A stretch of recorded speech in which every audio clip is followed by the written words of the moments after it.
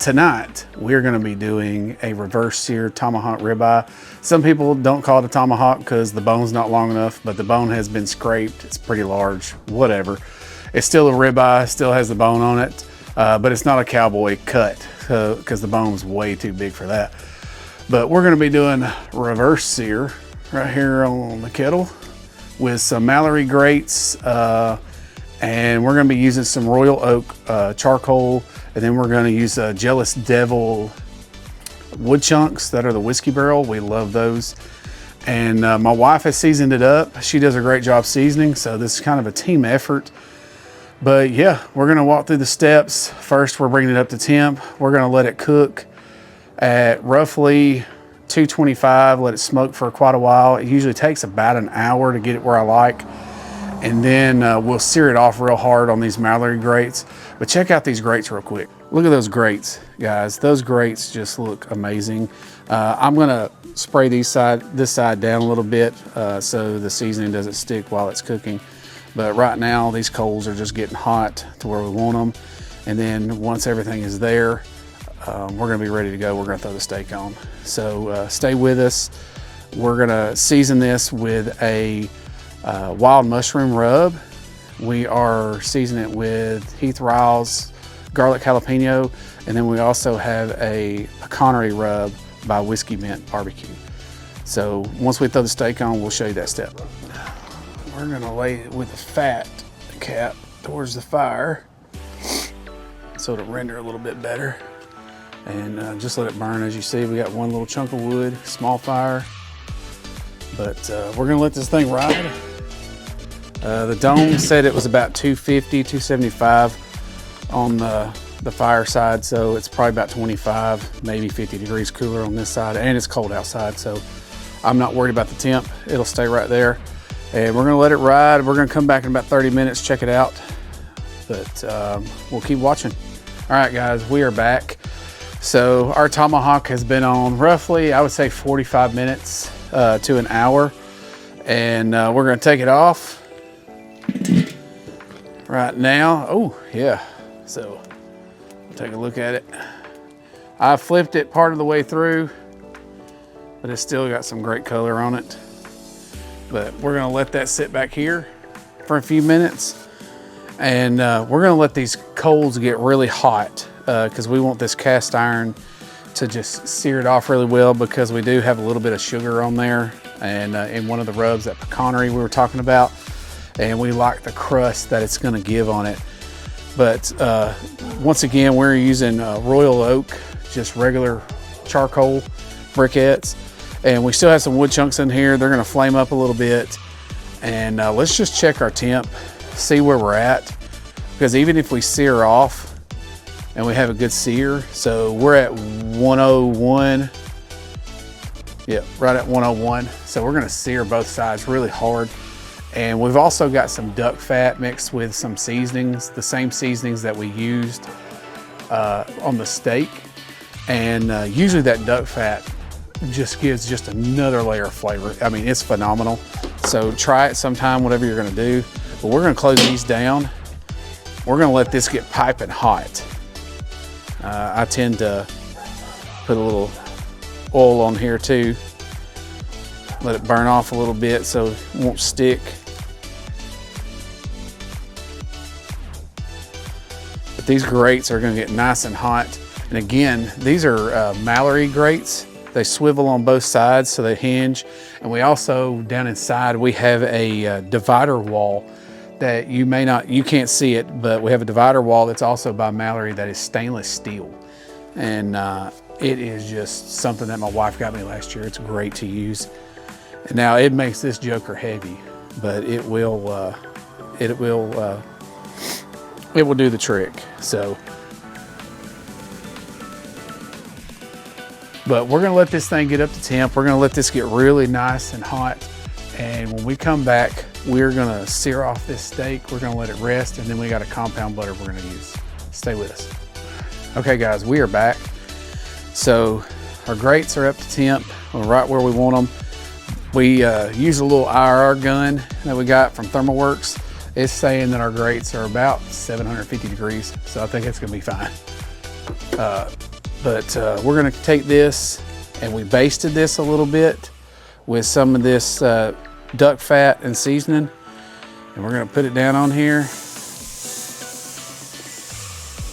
You can press just a little bit, not hard. You're not trying to push any juice out of it or anything like that. You're just wanting to get some good sear marks. And we're just gonna let the temp come up. It's gonna sear without burning it. And the flavor that crust will impart, and then the smoke that we had again from our wood chunks that we used by Jealous Devil, the whiskey barrel. I can't seem to find those hardly anymore. I found them at Academy once and I bought them, but I have their hickory and I have their cherry wood, I believe. But they are great chunks. I mostly use those for steaks or specialty cuts. Anything else, I just use a random post oak or some other off-brand, but because those are so expensive, I'd rather use them for something special. And but we'll continue to monitor this. We're gonna baste it a little bit now that it's searing one side of it. And we're gonna time it. You know, you don't have to use a stopwatch, you can, or something on your phone as a timer. You can do a minute, minute and a half. Then we'll just take a quick look at it, see how it looks, see how that color is, the char. And we feel like we have a good char, we'll leave it. And then we'll flip it to the other side. And when we flip it to the other side, we'll let it char, we'll do the same thing. And then what we're gonna do is, if it's not at the temperature that we want, we're looking for medium rare. So I tend to pull it at about 119, 120, let it rest. And then we're gonna let it rest with a compound butter on top of it. But be sure you use your insulated gloves, guys. We have some thick cotton insulated gloves. We got these from Rural King, huge pack. And then just our nitrile gloves, thick nitrile gloves. So don't think I'm handling this hot meat with just the nitriles on, because that ain't gonna happen.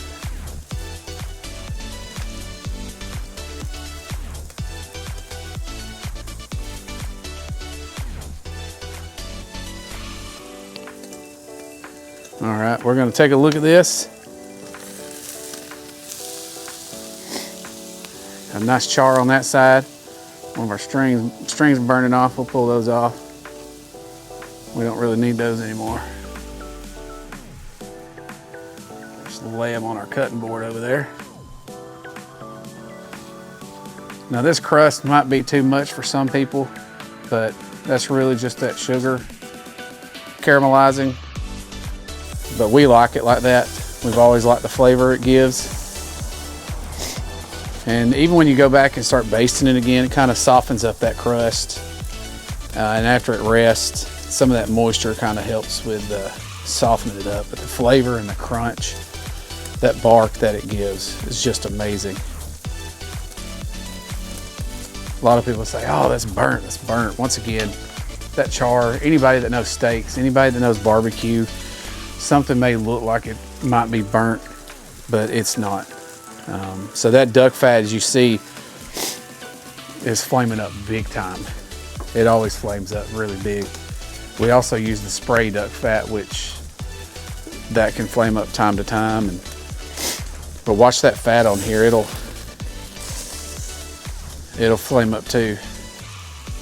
So while that side is kind of charring up, what we can do is check our internal temp, see where we're at. I don't think we're gonna be at temperature yet. We're close. We're at 114. So by the time this side gets done charring, we'll actually be done and can get this steak off, let it rest with some compound butter.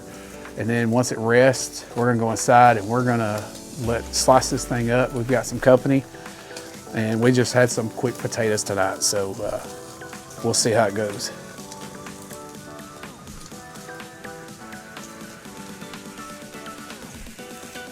It's cold out here tonight, guys. We've got a cold front moving into Alabama and Tennessee, and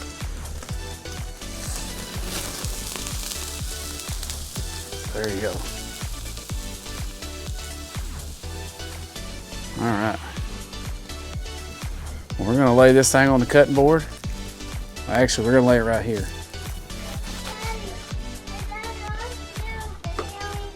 I am.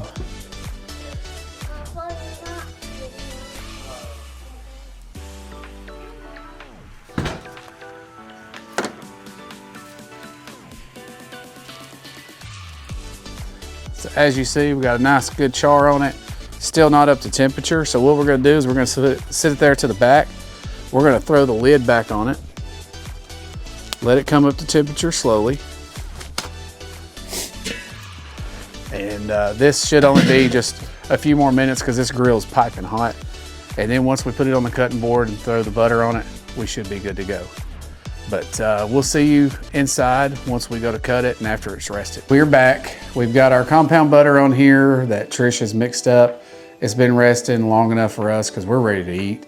So we're gonna cut the bone off first. We're gonna slice it and we're gonna see how it is. Man, that looks great.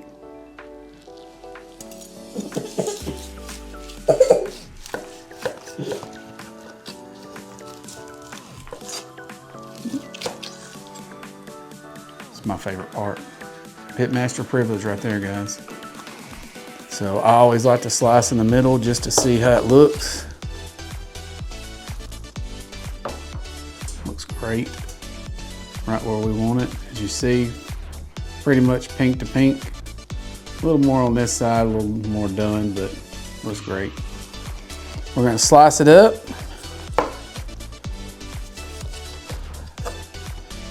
And serve our guests. But let's have a piece.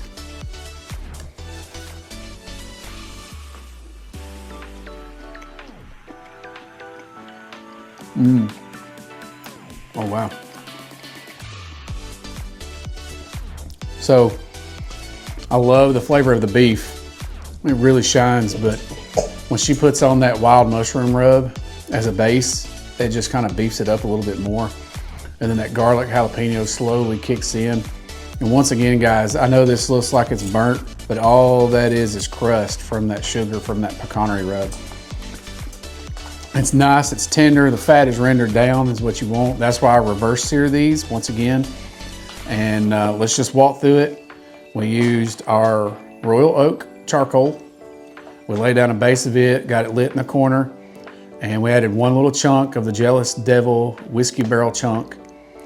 We had it run up to temperature to about 200, 250 degrees, let it smoke that way for about an hour, depends on the size of your tomahawk.